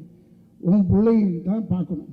படித்த பிள்ளைங்களுக்கு சொல்கிறேன், உன் பாதங்களை தொட்டு கேட்டுக்கிறேன், நீ முடியை எப்படி வேணாலும் வெட்டிக்க, அடையாளம் தெரியாமல் தாடியை வச்சுக்க, அதெல்லாம் எனக்கு கவலையே இல்லை.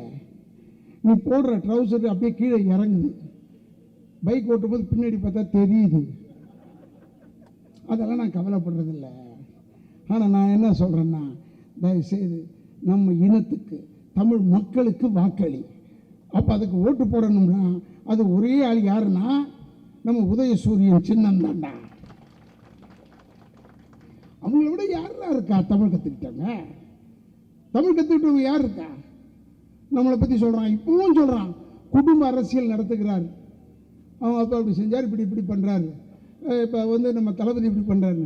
ஏடா நீ அன்புமணி ராமதாஸை கூப்பிட்டு வரியா? அது குடும்பம் இல்லையா? அவர் குடும்பம் உன் குடும்பம் இல்லையா? ஒன்று அதையாவது சொல்லி தொலை. இல்லை அவர் என் குடும்பம் இல்லைன்னு சொல்லு, அதையும் சொல்ல மாட்டேறிய. அப்போ நீங்கள் மட்டும் குடும்பம் சொல்லணும்னா நாங்கள் சொல்லக்கூடாதா? எதுக்கு சொல்கிறேன்னா, அது வாழையடி வாழையாக வந்துக்கிட்டே தான்டா இருப்போம். இந்த திராவிட இயக்கம் இருப்பது வாழை மரம் மர்ற, எவ்வளோ வெட்டினாலும் ஒரு கண்ணு வந்துக்கிட்டே இருக்குண்டா அந்த இடத்துல. தெரிஞ்சுக்க. தயவுசெய்து சொல்கிறேன், பாதங்களை தொட்டு வணங்கி கேட்டுக்கிறேன். ஏன்னா நீங்கள் வந்து மற்ற கட்சியை பற்றிலாம் பயப்படாதீங்க. அவன் நிறைய பேர் இருப்பாங்க, கத்துவாங்க. அதெல்லாம் ஒரு திமுகவுக்கு அவங்க சவால் விட்டு ஜெயிக்க முடியாது, முடியவே முடியாது. அதெல்லாம் நம்மளும் எல்லாரையும் பார்த்துருக்கோம், எல்லா விதமாகவும் பார்த்துருக்கோம். அப்போ இவன் எப்படி இப்படி கத்துனா, இவன் எப்படி இப்படி டுகால் பாச்சா பண்ணால் நம்மளும் அதெல்லாம் பண்ணுவோம். நமக்கு தெரியாமல் இல்லை, அதெல்லாம் நம்ம பார்த்து பழகினவங்க தான். வேறு யாராவது புது ஆளுங்கிட்ட சொன்னால் தான் கரெக்டு. என்னென்னா எனக்கு வேதனை என்னென்னா, அந்த சகோதரர் விஜயகாந்த்லேருந்து எல்லாரையுமே போட்டு கசக்கிறத பார்க்கும்போது வருத்தமாக இருக்குது. அந்த அந்த சகோதரர் விஜயகாந்த் சிங்கம் மாதிரி எங்களுடைய கும்பலில் சிங்கம் மாதிரி நிற்பான். இப்போ பாவையா தட்டி விட்டாங்க, டக்குன்னு தட்டினா நிற்கிறாரு. நீ அடா பொம்மை மாதிரி ஆக்கிட்டீங்களாடா, அதை நினச்சி தான் வேதனை. இது என்னடா பழாப்போன கட்சி, இந்த அரசியல் பணம் தானே ஏதாவது கொடுத்துருப்பாங்க. என்ன ஒரு 4 சீட்டுக்கு ஒரு 100 கோடியோ 200 கோடி கொடுத்தாங்க. அந்த இளவு பணத்துக்காக வேண்டாம் அப்படி சாவடிக்கணும் ஒரு மனுஷனை அதுக்காக சாவடிக்கிறது. அதுக்காக அமெரிக்காலேருந்து கூப்பிட்டு வந்துட்டியே. நான் யாரையும் கூப்பிட்டு யார் செஞ்சீங்களோ அந்த அவங்க குற்றம் தானே. இப்போ எப்படி அந்த அம்மாவை கொன்னாங்களோ அவங்க கொன்னவங்களும் குற்றவாளி தான். நான் நன்றியோடு சொல்கிறேன். 4 வருஷம் அந்த அம்மாவோட எம்எல்ஏவாக இருந்ததுனால நான் பேசாமல் இருக்கேன். இல்லை வாயை திறந்தேன்னா அசிங்கப்படுத்தி போடுவேன் நான் எல்லாரும். ஏன் நான் சொல்கிறேன், வேதனையாக இருக்கிறதுடா. அந்த அம்மா நின்று மௌனம். இப்போ ஹெலிகாப்டரில் நின்றுட்டு 2 பேரும் பேசிக்கிறாங்க. ஆனால் ஓபிஎஸ் களி இந்த ஹெலிகாப்டர் கீழே தானே படுத்துருப்போம் நம்ம எல்லாம். என்ன ஆட்டம் கட்சி அந்த பொம்பளை இல்லைங்க, வெள்ளம் இந்த பகுதியில் உள்ள அடங்க இருக்கீங்க, அதையா பார்க்க போகிறோம், சும்மா இருக்கியா, பார்த்ததான் எழுதிக்கியா சுட்டு இவங்க 2 பேரும் அப்பா அந்த அம்மா வரும்போது இவ்வளோ ஆகாயத்தில் அம்மா வருவாங்க கேட்குறாயா. அவங்க 2 பேரும் ரசிச்சுக்கிட்டு இருக்காங்கய்யா. அதுக்காக சொல்கிறேன், போய் பார். புயல்னு அடித்த உடனே முதல்ல போய் அங்கே நின்று குறை கேட்டது நம்முடைய தளபதியார் மட்டும் தாண்டா. அவர் குறை கேட்டார், இன்னைக்கு கேட்டார், நாளைக்கு ஆட்சிக்கு வந்தோன்னே நிவர்த்தி செய்ய போகிறதும் அவர் தாண்டா. அது மக்களுக்கு தெரியும். படித்த ஸ்டூடெண்ட்ஸில் பின்ன எதுக்கு ராகுல் காந்தி ஸ்டெல்லா மாதிரி சொந்தவனே அவனை அழகாக இருக்கிறான் ஆள். மோடி வர்றாரு, கமலஹாசன் வயசாயிடுச்சு, நம்ம கமல் தான். அவர் ஹீரோவாக இருந்தார், நிறைய செஞ்சார், அதனால் சாகசங்கள் செஞ்சார். அப்படி இருப்பாரோன்னு பார்க்க வருவாங்க. மோடி வருது, நிறைய கூட்டம் வருது. எடப்பாடி அண்ணனுக்கு கூட்டம் வருது. காலேஜ்லேருந்து பசங்களை கூப்பிட்டு வந்து உட்கார வைக்குது. அவன் ராகுல் காந்தியை பார்த்தா அப்படியே ஹீரோ மாதிரி இருக்கான், சக்க சவேல்னு இருக்கான். இந்த நாள் பிரதமர் ஆனால் போய் பேசினா ஒரு மரியாதை இருக்கும். இவன் தாடியை வச்சுக்கிட்டு கேடியை வச்சுக்கிட்டு அதை டேய் 6 லட்சம் ரூபா கோட்டு போடுறதுனால நீ பெரிய ஆளா இல்லை. மோடி ஐயா நான் பாராட்டுறது என்னென்ன, இந்தியாவுக்கு வந்தவுடனே டெல்லிக்கு வந்தோடனே முதல் வேலை மேப்பை விரித்து பார்த்து எந்தெந்த ஊர் பார்க்கல டக்குன்னு போயிட்டு வந்துடுவார். இது பார்த்துமா இது பார்த்து அல்லது புள்ளி வச்சுக்கிட்டே வரான் அந்த ஆள். அதுதான் கண்டாரே ஒழிய இந்த நாட்டுக்கு இங்கே இருக்கிற தமிழ்நாட்டுக்கு வராத மனிதன் இப்போ 3 தடவை வர்றதுக்கு காரணம் என்ன? இன்னும் தேர்தல் நெருங்க இன்னொரு தடவை வர போகிறாரு, வர விட மாட்டார். ஏன்னா அவருக்கு தெரியும் இங்கே வேவலை, அவருடைய பருப்பு இங்கே வேவலைன்னு தெரியும், அவருக்கு மனசாட்சிக்கு தெரியும். அதனால சொல்கிறேன், தயவுசெய்து நம்ம சகோதரர்களுக்கும், என்னுடைய அண்ணனாக இருந்தாலும் சரி, தம்பியாக இருந்தாலும் சரி, சகோதரியாக இருந்தாலும் சரி, எல்லாருக்குமே சொல்கிறேன், ஒரே ஒரு வார்த்தை சொல்கிறேன், படித்தவன் வியாபாரி எல்லாருக்கும் சேர்த்து சொல்கிறேன். இந்த துரியோதனம் போரில் பீமனை எதுக்க போகிறான். 2 பேரும் ரொம்ப பலசாலிங்க. அவனை ஜெயிக்கின்றப்பனா அவங்க அம்மா காந்தாரி சொன்னான், நீ பீமனை ஜெயிக்கின்றப்பனா குளிச்சுட்டு அப்படியே துணி இல்லாமல் என்கிட்ட வா, நில்லு, நான் என் கண்ணை அவுக்கிறேன். கண்ணை அவுத்து கண்ணில் பார்த்துட்டேன், உன்னை எங்கேயுமே உன்னை கொல்ல முடியாது, நான் அடித்து கொல்ல முடியாது. உடனே அவன் துரியோதனன் என்ன செஞ்சான், சரின்னு குளிச்சுட்டு மொட்டை குண்டியாக வந்தான். ஏந்திரிச்சு துணி இல்லை, ஒட்டு துணி இல்லை. அப்போ கிருஷ்ணன் எதிர்க்க வந்தான், டேய் என்ன இப்படி துணி இல்லாமல் போகிற? இல்லை எங்கள் அம்மா சொல்லிச்சு, கண்ணு கட்டியிருக்கான், துணி இல்லாமல் போய் நின்னோம்னா அப்படி அவுத்தோம்னா அப்படியே பலம் வந்துடுமா எனக்கு. தட்சி நீ குழந்தையா இருந்தால் பரவாயில்ல, இப்போ பெருசாக ஆயிட்ட, உலக்கே ஆயிட்ட, இப்போ அப்படி போவாத. அப்படியா என்ன செய்யலாம், வாழைத்தண்டில் அதை எடுத்து இடுப்பில் கட்டிக்க. வாழைத்தண்டு எடுத்து இடுப்பில் கட்டினா கம்நாட்டிக்கு தெரிய வேணாம், வந்திருக்கிற கிருஷ்ணன் எதிர்பார்த்தி ஆள்னு தெரிய வேணாம்,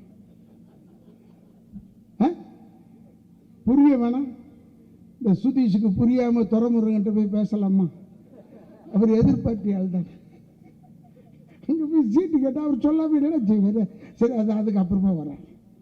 ஆனால் இப்படி சொன்ன உடனே, கிருஷ்ணன் சொன்ன உடனே இவன் துணியை கட்டிக்கிட்டு நேராக போய் நின்ன உடனே அந்த அம்மா கண்ணை அவுத்துச்சு. மேலேருந்து பார்த்துக்கிட்டே வந்தது. பார்த்தா இடுப்பில் அந்த வாழைத்தண்டு. இது ஏன்டா கட்டிக்கிட்டு வந்தேன்? இல்லைம்மா, கிருஷ்ணன் சொன்னான். ஆடாப்பா, அவன் சொல்ல போய் கேட்கலாமா? ஒச்சடா, அங்கே ஒன்று அடித்தான்னா நீ செத்து போயிடுவாடான்னு. கரெக்டாக அங்கே போய் சொல்லியாச்சு பீமன்கிட்ட. பீமன் வந்தான், துரியோதனனை கீழே போட்டான். கதையால் ஒரே அடி தொடையில் உயிர் போயிடுச்சுதான், செத்து போயிட்டான். இதைத்தான் சொல்கிறேன். தயவுசெய்து நமக்கு அன்னையாக இருக்கக்கூடிய நம்முடைய தலைவராக இருக்கக்கூடிய தளபதியார் அவர்கள் நமக்கு ஒரு சகோதரனாக, தாயாக, அவர் சொல்றதை கேட்டு நீ தயவுசெய்து வேறு எவன் சொல்றதை கேட்டு வாழ்த்தண்டை கட்டிடாத, செத்து போயிடுவ, மாற்றி போடாத. சொல்ல முடியாது, இன்னும் நெருக்கத்தில் என்னென்னாலும் செய்வாங்க. 6000 ரூபாய் திட்டத்தை எதுக்கு கொண்டு வந்தான்? 6000 ரூபாய் 2000 ரூபாய் 2000 ரூபாய்க்கு கொடுப்பானா? பிஜேபிக்காரங்க அறிவாளிடா, அவன் படித்தவன். 2000 ரூபாய் கொடுக்குறேன்னு சொன்னான். ஏன்னா அந்த தேர்தல் வந்து நடந்து ரிசல்ட் வர வரைக்கும் அது போகும். அது திட்டம், அறிவிச்ச திட்டம். அதை கொடுப்பேன்னு சொல்லுவான். இவன் தான் சென்ட்ரல் கவர்மெண்ட்டில் இருக்கான், ஆமான்னு அங்கே சொல்லுவான். தேர்தல் அதிகாரி சொன்ன உடனே இங்கே கொடுப்பான். நம்ம ஆளுங்க அதை வாங்கிட்டு கடைசி வரைக்கும் கொடுத்தாரியா? டேய் பார், நான் இப்பவும் சொல்கிறேன், எனக்கு ஒன்றுமே இல்லை. ரோட்டில் ஒருத்தன் கக்கூஸ் போயிட்டு இருந்தான். கக்கூஸ் போயிட்டு வெள்ளரிக்காய் தின்னுட்டு இருந்தான். ஏன்டா ஒன்று வெள்ளரிக்காய் தின்னு, இல்லைன்னா கக்கூஸ் போகிறேன். அது நான் சொந்தமாக வாங்கின வெள்ளரிக்காய், நான் தொட்டு கூட தின்பேன். தொட்டு தின்னான். நான் என்ன செய்ய முடியும்? அதுக்கு நான் சொல்ல தான் முடியும். கடைசியில் இருக்கிற சகோதரர் வரைக்கும் காலில் விழுந்து கேட்டுக்கிறேன், தயவுசெய்து சொல்கிறேன், நல்லது நடந்தால் சந்தோஷப்படுவேன். வேற எதுவும் நடக்காதுன்ற நம்பிக்கையோடு இருக்கிறேன். ஏன்னா உன்னுடைய முகத்தில் வெற்றியின் முகம் தெரிகிறது, அதனால் சொல்றேன். நமக்கு கவலை இல்லை. ஏன்னா நம்ம கிட்ட கெஞ்சினவங்க எல்லாம் இருக்காங்க, தெரிஞ்சு வச்சுக்க. சகோதரர் சுதீஷ் அவர்கள் போன் பண்ணி நம்முடைய துறைமுறைகிட்ட கேட்டிருக்காரு, மாப்பிள்ள கேட்டிருக்காரு சீட்டு. நீ இடம் இல்லைப்பா, யதார்த்தமா சொல்றது கரெக்ட் தானே? அந்த 2 பேர் கட்சியிலேருந்து போயிருக்காங்க. அவங்க யாருன்னு எனக்கு தெரியாதுன்னு சொல்றாரு. யாருன்னு தெரியாதுன்னா உண்மையிலே சொல்றேன், எனக்கு வேற அமைச்சர்களை தெரியாது. அப்படி சொன்னா என்ன அர்த்தம்? அமைச்சர்கள் கூடவா தெரியாது? எனக்கு தெரியாது.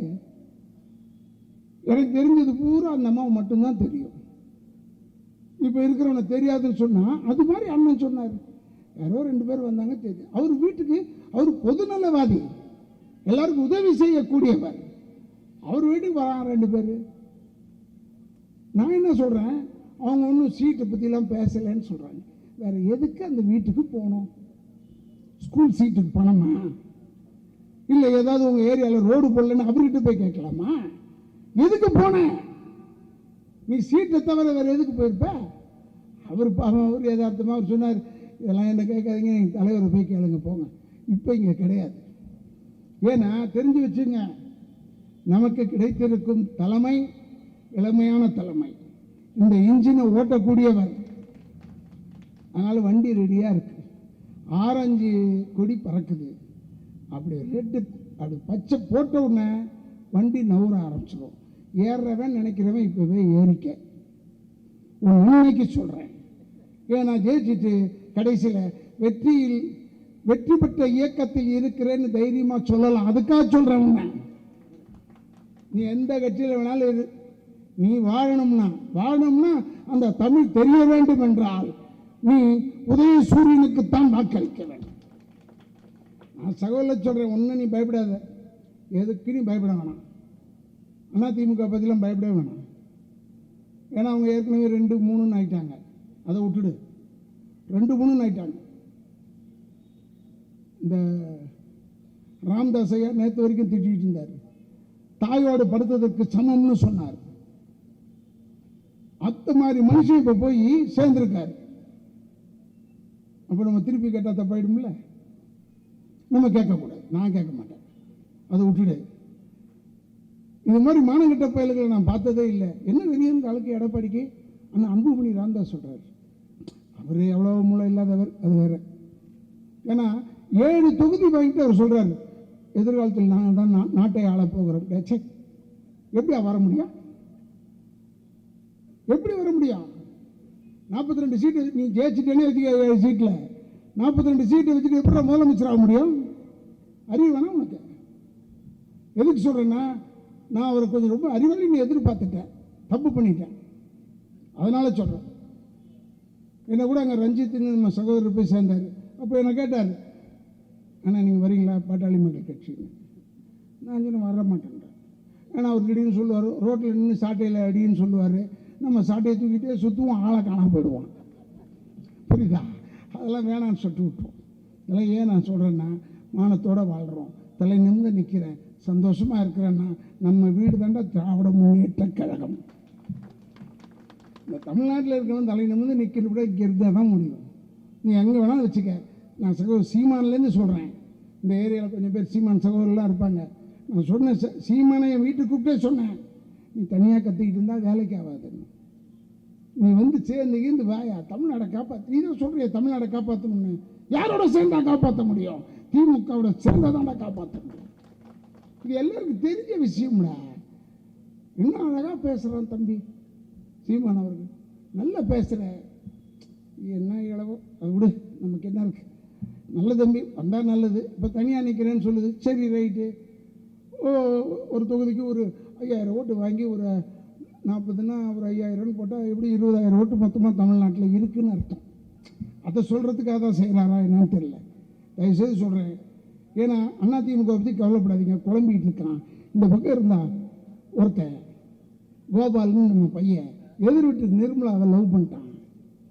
நம்ம வீட்டு பையன் கோபால் எதிர் வீட்டு நிர்மலாவை லவ் பண்ணிட்டான்.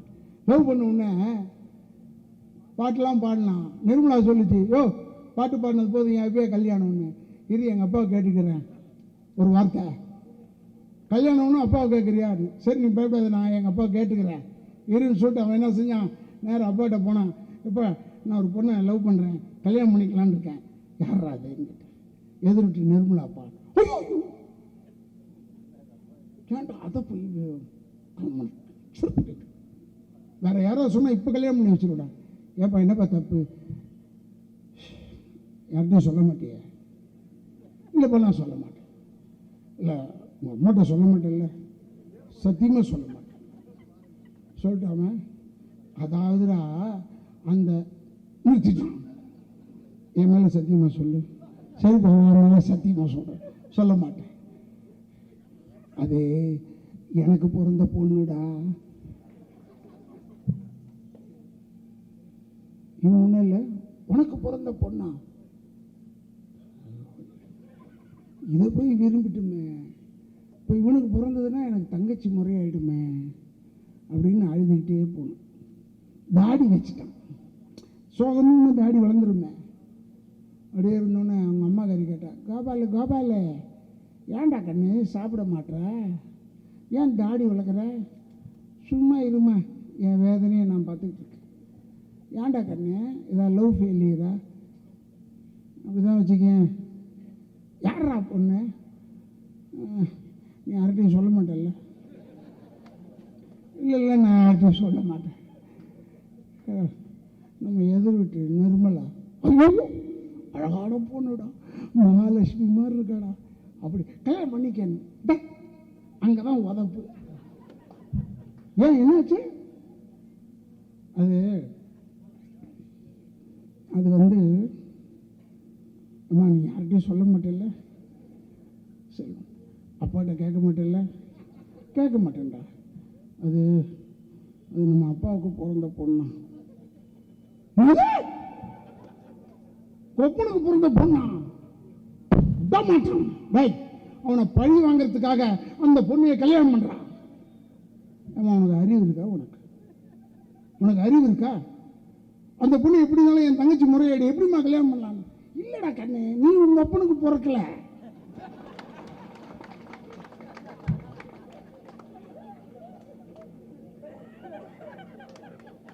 புரியுதா? நீ உங்க அப்பனுக்கு பிறக்கலடா, உனக்கு உறவு கிடையாது, நீ கல்யாணம் பண்ணிக்க. இவன் இந்த இந்த வீட்டுக்குள்ளேயே இருக்கிறோம், நம்ம பொறுக்கல, எதிர் வீட்டில் போய் நம்ம அப்பன் டேக்கா கொடுத்துட்டு வந்திருக்கோம் பாடுறா.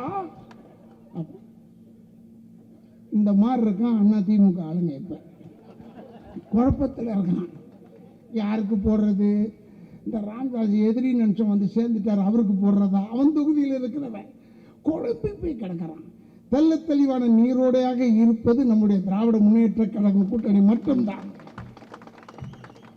ஏன்னா நமக்கு இருக்க ஒரே சின்ன அற்புதமான சின்னம்டா உதயசூரியன். காலகாலத்துக்கு சொல்லிக்கிட்டே இருப்போம் என்று சொல்லி அடுத்த முறை உங்களை வெற்றி விழாவிலோ அல்லது இந்த தேர்தல் கூட்டத்துக்கு மாவட்டம் கூப்பிட்டாலும் மீண்டும் வருவேன், உங்களை சந்திப்பேன் என்று கூறி விடைபெறுகிறேன். வெற்றி வெற்றி வெற்றி திமுக. இந்த வீடியோ உங்களுக்கு பிடிச்சிருந்தா ப்ளீஸ் லைக் அண்ட் ஷேர் பண்ணுங்க. மறக்காம எங்க சேனலை சப்ஸ்கிரைபும் பண்ணுங்க.